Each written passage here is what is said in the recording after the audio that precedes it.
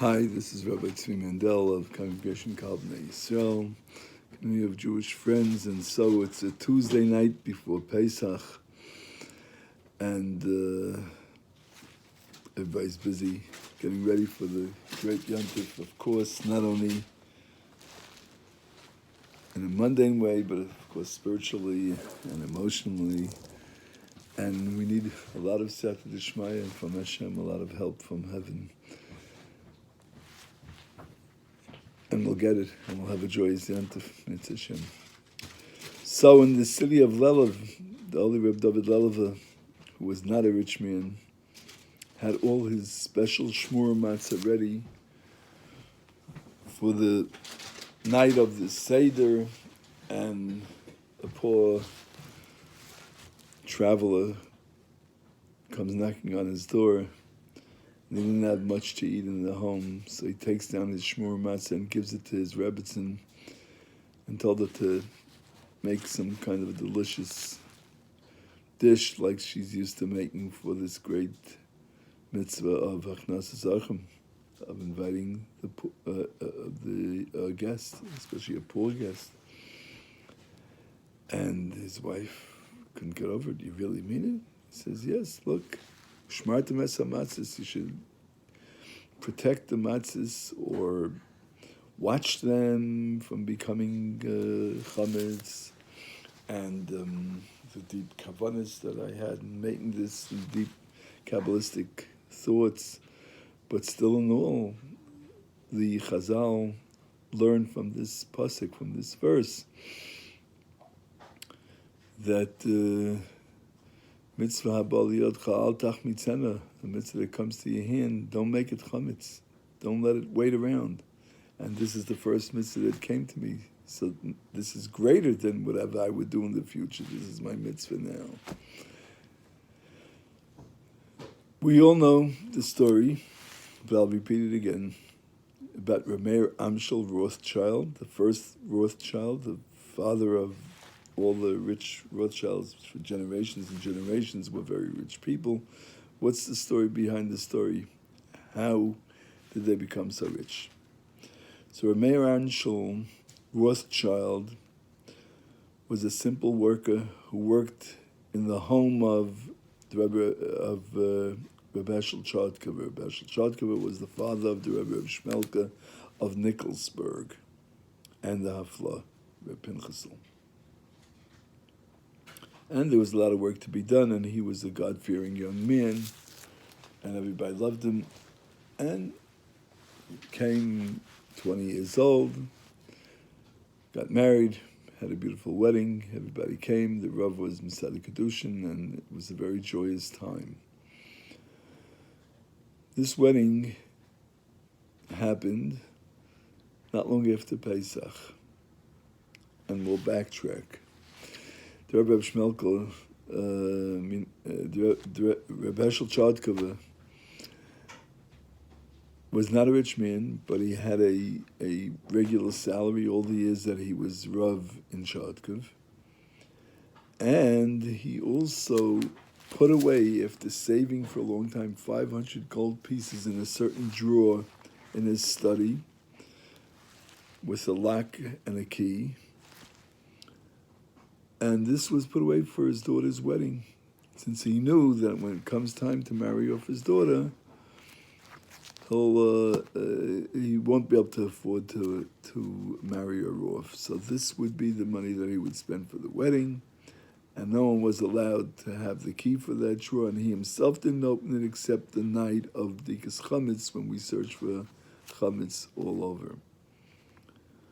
Well, one year, which was right after Rameir Amshel gets married, he opens the drawer the one time a year, and to his dismay, the money's not there. The wallet's not there. Couldn't get over it.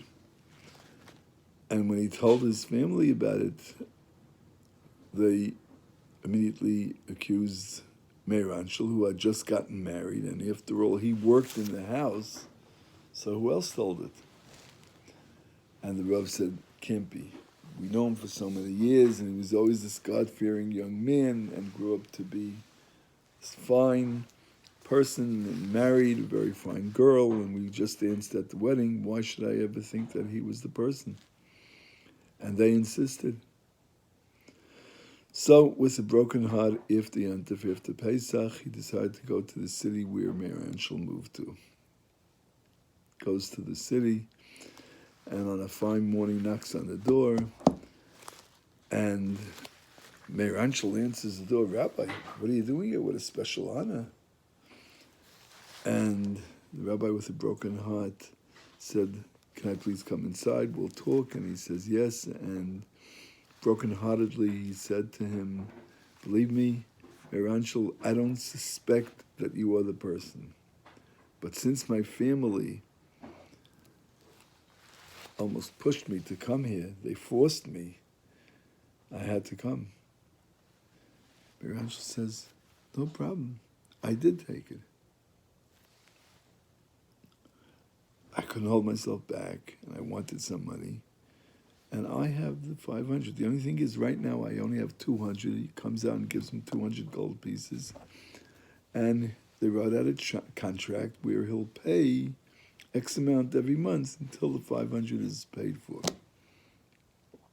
The rabbi sighed a sigh of relief. First of all, that his family didn't suspect an innocent person. Obviously, he stole it. He's admitting to it. And B, that he could come home and give his family the money now. And, he has the money. He has to put it back for his daughter's wedding and goes home.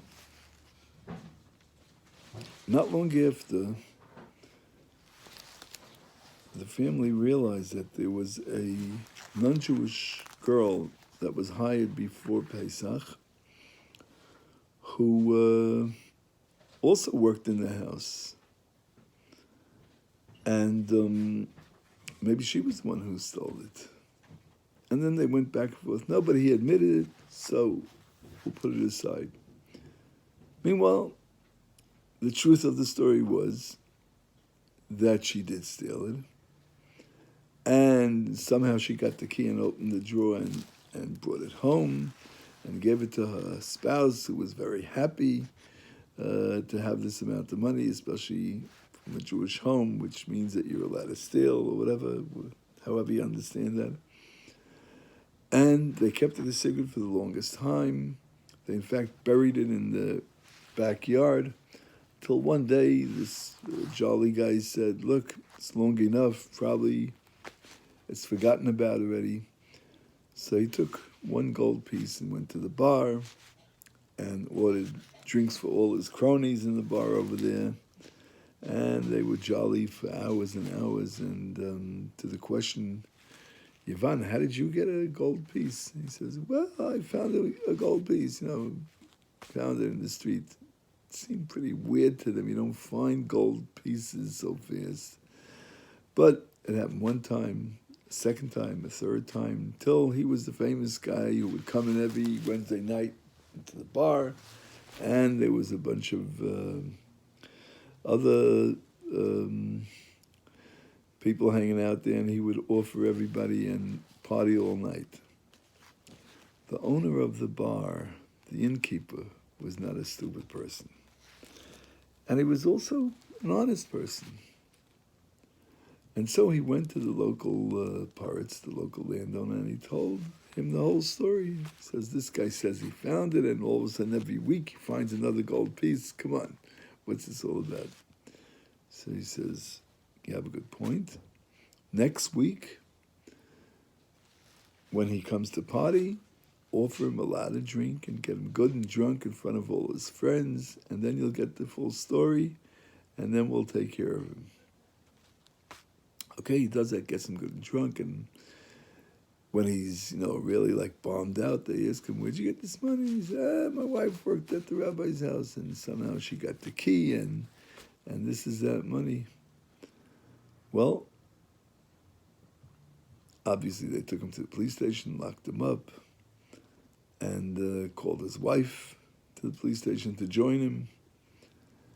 And now they call the rabbi.